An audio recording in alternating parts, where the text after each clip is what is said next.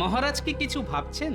না মানে আপনাকে দেখে খুব স্বস্তি পাচ্ছি না মহারাজ। মনে হচ্ছে আপনি দুশ্চিন্তার মধ্যে আছেন। আমি কি ঠিক অনুমান করেছি মহারাজ? এটা খুব সাধারণ অনুমান গোপাল। এই অনুমান আমরা সবাই করছি। হ্যাঁ মহারাজ, আপনার দুশ্চিন্তার কারণ বলুন, যদি আমরা কিছু করতে পারি। মহারাজের কি তবে মনে নেই হর্ষ? তাই কি মহারাজ আপনি এতই বিমর্ষ? তোমরা সবাই জানো যে এবছর একেবারেই ভালো ফসল ফলেনি, প্রজাদের এবারে যথেষ্ট দুর্দশা চলছে। এই অবস্থায় খাজনা আদায় তো একেবারেই অসম্ভব। ঠিক বলেছেন মহারাজ, খাজনা আদায় এখনো অবধি কিছুই হয়নি। ওদিকে নবাব ক্রমাগত খাজনার জন্য তাগাদা করেই যাচ্ছে, আর তাতেই আমার মনটা কেমন অস্থির অস্থির করছে। মহারাজ, আমার মনে হয় সবার প্রথমে আপনি দুশ্চিন্তা করা ছেড়ে দিন, তাতে মন ঠান্ডা হবে। ঠান্ডা মাথায় অনেক কিছু বুদ্ধি খেলে। আর ততক্ষণে নবাব ডান্ডা হাতে দুধ পাঠাবে নাকি? মহারাজ, গোপালের বুদ্ধিশুদ্ধি দিন দিন লোপ পাচ্ছে বলেই আমার বিশ্বাস। ব্যাস, এই শুরু হলো মন্ত্রীর চতুর কথা। মন্ত্রীমশাই নিশ্চয়ই মহারাজের দুশ্চিন্তা দূর করবার জন্য ইতিমধ্যেই অনেক উপায় ভেবে ফেলেছে। সে উপায়ের কথা আমি পরে শুনব, আগে আমি রাজজ্যোতিষীর কথা শুনতে চাই। তুমি তুমি আমার হাত দেখে কিছু বলতে পারবে রাজজ্যোতিষী?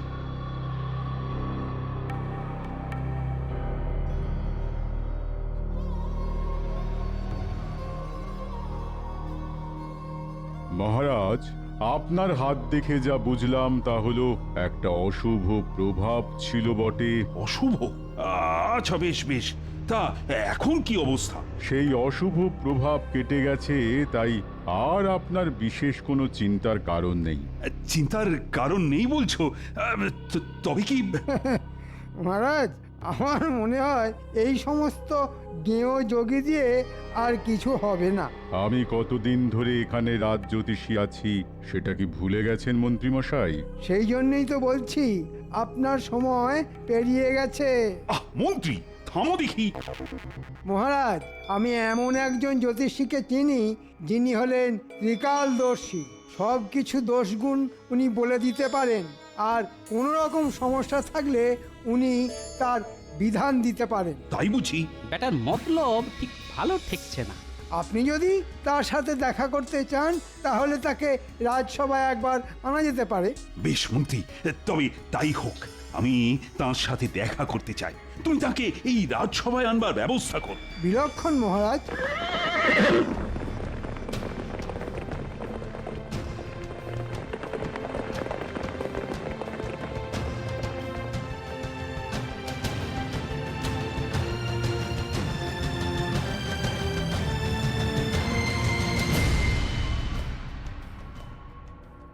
মহারাজের জয়। হ্যাঁ, নবাবের দূত? দেখেছেন মহারাজ, জ্যোতিষী বলল যে আপনার অশুভ প্রভাব কেটে গেছে, অথচ দেখুন নবাবের দূত এসেছে।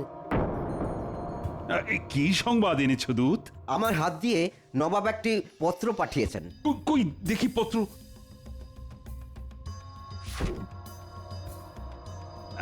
তুমি এখন যেতে পারো দূত। নবাবকে আমার কুশল জানিও।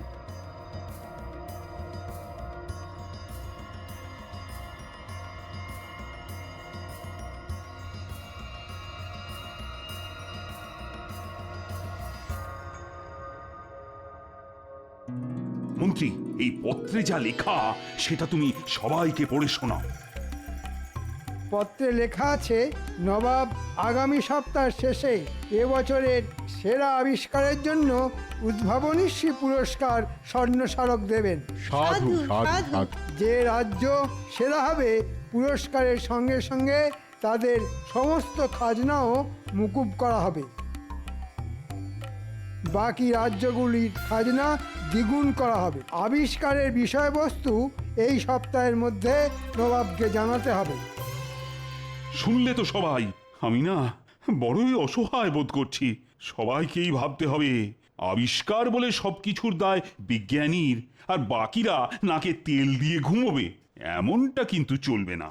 বুড়ো রাজা এবার সত্যি সত্যি বিপদে পড়েছে। দেখি এই সুযোগে কিছু কামিয়ে নেওয়া যায় নাকি।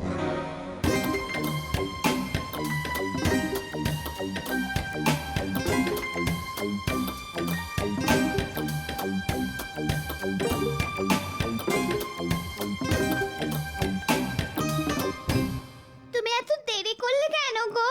সে আমি জরুরি কাজে ব্যস্ত ছিলাম। কেন? দুজন অতিথি বসে আছে সেই কখন থেকে, তাই বললাম। দুজন অতিথি কোথায়? ওই ভেতরের ঘরে। আরে আগে বলবে তো, চোর ডাকাতও তো হতে পারে।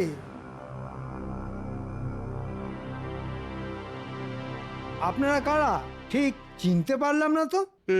আমি খাম্বাজি রাজ্য থেকে আর ইনি বর্ধমান রাজ্য থেকে এসেছি। আমরা খুব বিপদে পড়েই এসেছি।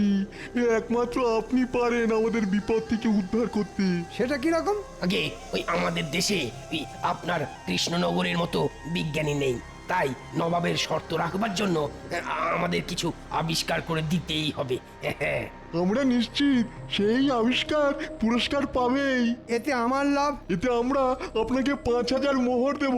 এ তো দারুণ দাম। শুধু 5,000 মোহর? আপনি বলুন না আর কি চান। বিজয়ী হলে আমাকে মোহরের সাথে 50 একর জমি দিতে হবে। বলুন, রাজি? আমরা রাজি। আপনি মোহরের সাথে জমিও পাবেন। ঠিক আছে, এখন আপনারা চলে যান। কেউ যেন আমাদের সাক্ষাতের কথা জানতে না পারে। আপনি কোনো চিন্তা করবেন না, শুধু আমাদের এই বিপদ থেকে উদ্ধার করুন।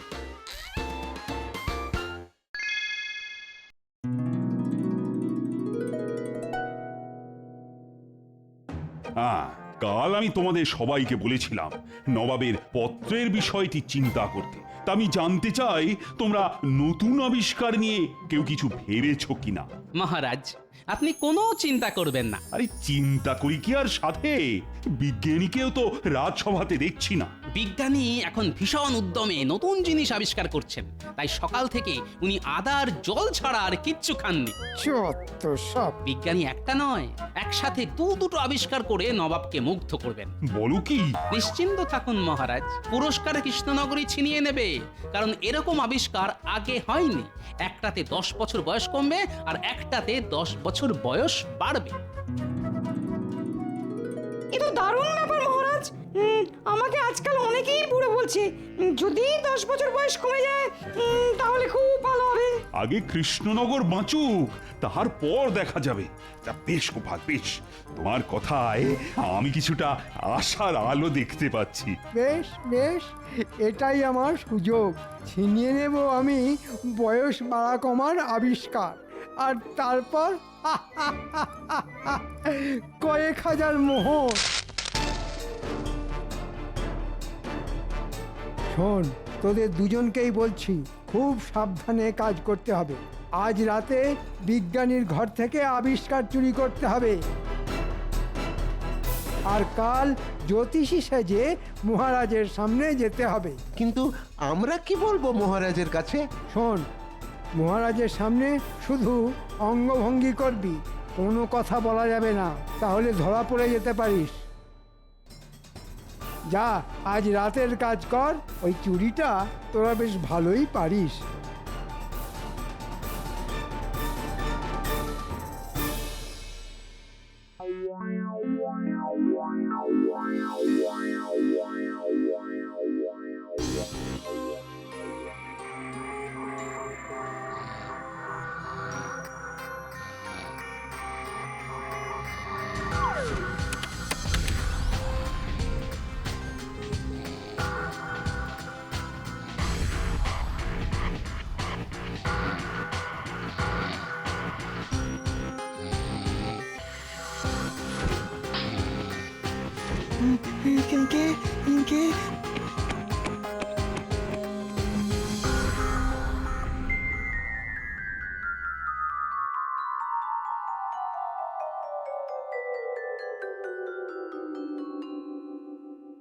কি সর্বনাশ মহারাজ, এখন কি হবে?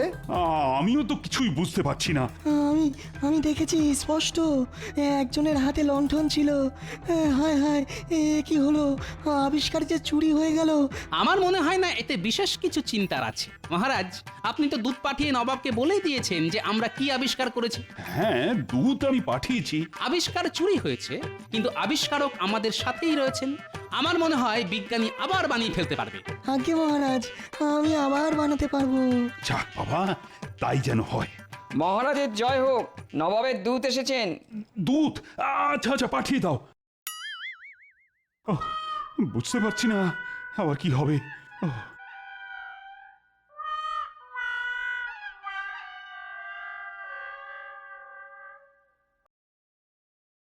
মহারাজ, নবাব বলে পাঠিয়েছেন যে কৃষ্ণনগর যে আবিষ্কারের কথা বলে পাঠিয়েছে সেটা ইতিমধ্যেই খাম্বাজ আর বর্ধমান রাজ জানিয়েছে। তাই কৃষ্ণনগরকে নতুন কিছু আবিষ্কার করে আনতে হবে। সে কি? বেশ বেশ, তাই হবে তাই হবে। তুমি এখন যেতে পারো। হ্যাঁ। কি সর্বনাশ! এখন কি হবে? আরে, হাতে তো মাত্র 5 দিন। উফ, নবাবের যে কি খেয়াল হয়! বিজ্ঞানী, ও বিজ্ঞানী, তুমি বলো না, এই 5 দিনে নতুন কোনো আবিষ্কার করতে পারবে? মহারাজ, আপনি তো সব জানেন। আপনি তো জানেন যে একটি আবিষ্কার করতে কত পক্ষ লেগে যায়, সেখানে মাত্র 5 দিন। আমি পারবো না মহারাজ, আমাকে ক্ষমা করবেন। ও গোপাল, তুমি আমার একমাত্র ভরসা। কিছু কি উপায় আছে? আমাকে একটু ভাবার সময় দিন মহারাজ।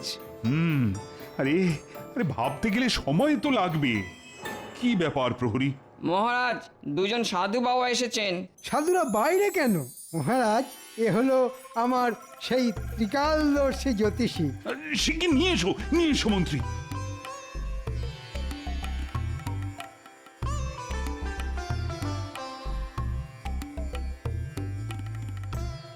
মহারাজ, এনারা দুজনেই হলেন সেই ত্রিকালদর্শী জ্যোতিষী মৌনব্রতী বাবা। মুখে কিছু বলেন না, সবই ইঙ্গিতে বোঝান, তবে গণনা নির্ভুল। কিরকম যেন গন্ডগোল লাগছে, এদের দেখে চেনা চেনাও লাগছে। যাই হোক, দেখি। হে ত্রিকালদর্শী জ্যোতিষীগণ, আমাদের রাজ্য আর মহারাজ এখন ঘোর সংকটে। আপনারা গণনা শুরু করুন। আপনারা আকার ইঙ্গিতে যা বলবেন আমি সব বুঝিয়ে দেব।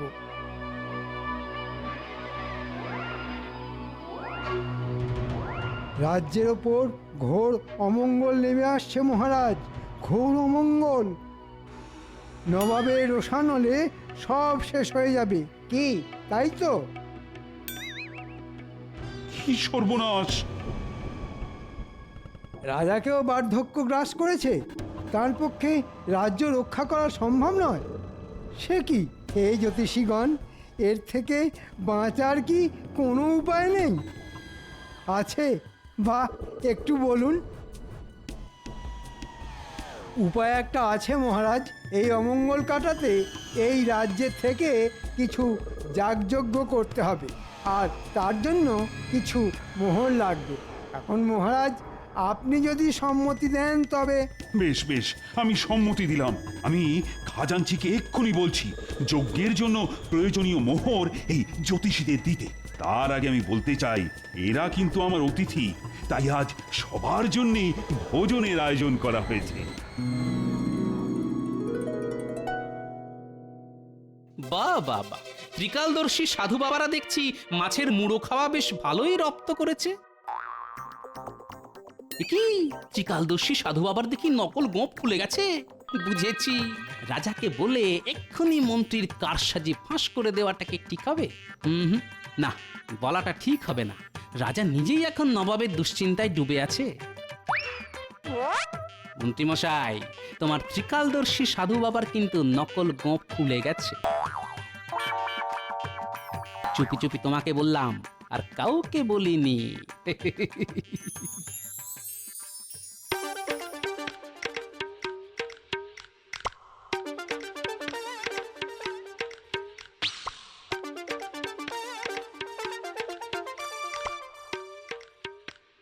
ব্যাপার বলো তো তোমার? হ্যাঁ, সেই কোন সকালে বেরিয়েছো, কোনো খবর নেই। বলি চিন্তা হয় তো নাকি?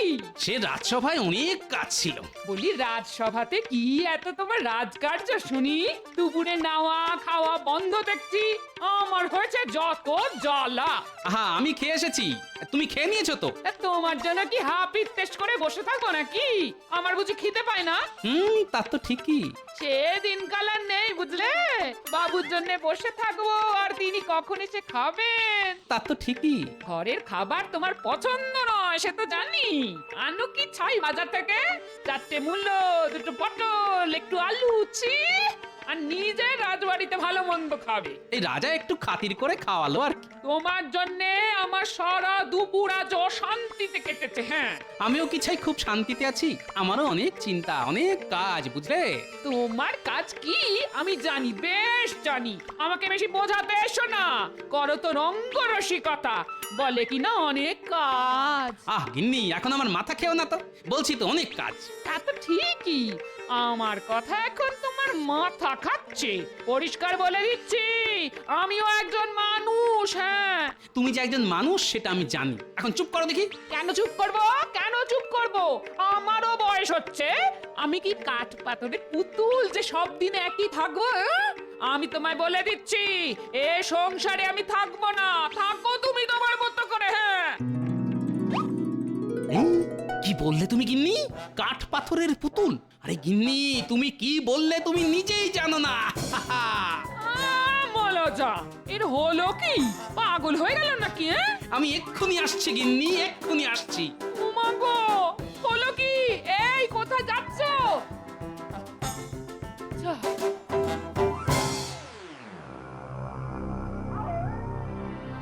কাজটা ভালোই ভালোই হলো বটে, তবে মজুরিটা একটু বেশিই পড়লো। কিছু তো করারও নেই, হাতে যে সময় বড় কম। এখন তাহলে মজুরি আনতে মহারাজের কাছেই যেতে হবে। কি তুমি কিছু জানো না কিন্তু গোপাল, যা দেখেছো ভুলে যাও। মন্ত্রী মশাই, আপনি ভালো করেই জানেন যে ভুলতে গেলে মোহর লাগে। আমি সেটা বুঝেছিলাম। এই নাও তোমার ভাগের মোহর। ব্যাস, আমি সব ভুলে গেলাম মন্ত্রী মশাই।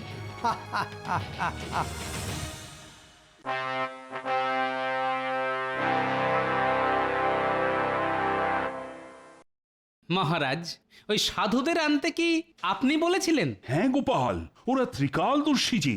আজকে আমাদের প্রথম পরীক্ষা খাম্বাজ রাজ্যের জন্য। সেটা হলো বয়স বাড়ার ওষুধ। বেশ, শুরু হোক। এই সেই ওষুধ যা খেলে বয়স 10 বছর বেড়ে যাবে। উজির, তুমি ওই ওষুধ খেয়ে নাও। নবাবের যা হুকুম।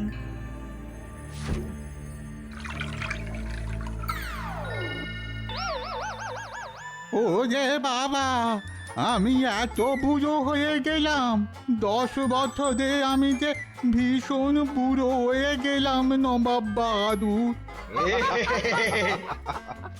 বাহ, চমৎকার আবিষ্কার, চমৎকার আবিষ্কার। নবাব বাহাদুর হুকুম করুন পরের আবিষ্কারের জন্য। এই সেই ওষুধ যা খেলে বয়স ওই 10 বছর কমে যাবে। বেশ, উজির, ওষুধ খাও।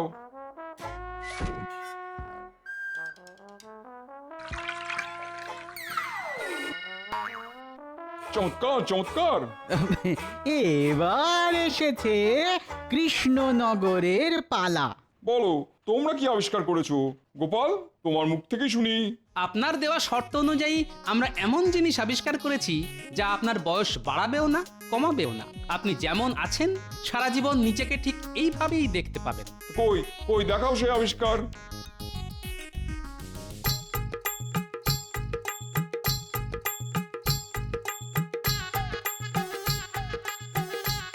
কি, এ তো আমার মূর্তি। ঠিকই নবাব বাহাদুর, এই মূর্তিতে আজ যেমন দেখছেন নিজেকে, 5 বছর পর, এমনকি 50 বছর পরও নিজেকে ঠিক একইভাবে দেখবেন। দারুণ, দারুণ, সত্যি সেরা আবিষ্কার গোপাল। পুরস্কার তুমিই পাবে, সেই সঙ্গে কৃষ্ণনগরের খাজনাও মুকুব। নবাব বাহাদুর, এ কেমন বিচার? আমরা এত দারুণ সব জিনিস দেখালাম, আর গোপাল ওই মূর্তি বানিয়ে প্রথম পুরস্কার জিতে নিল। তোমাদের যে আবিষ্কার, সেই আবিষ্কার কৃষ্ণনগরও করেছিল, কিন্তু আগে না জানানোর জন্য আমি সেটা বাতিল করি। তবে গোপালের আবিষ্কার সত্যি অভিনব। কিন্তু কৃষ্ণনগরের মন্ত্রী আমাদের 5000 মোহরের বিনিময়ে এই আবিষ্কার দিয়েছেন।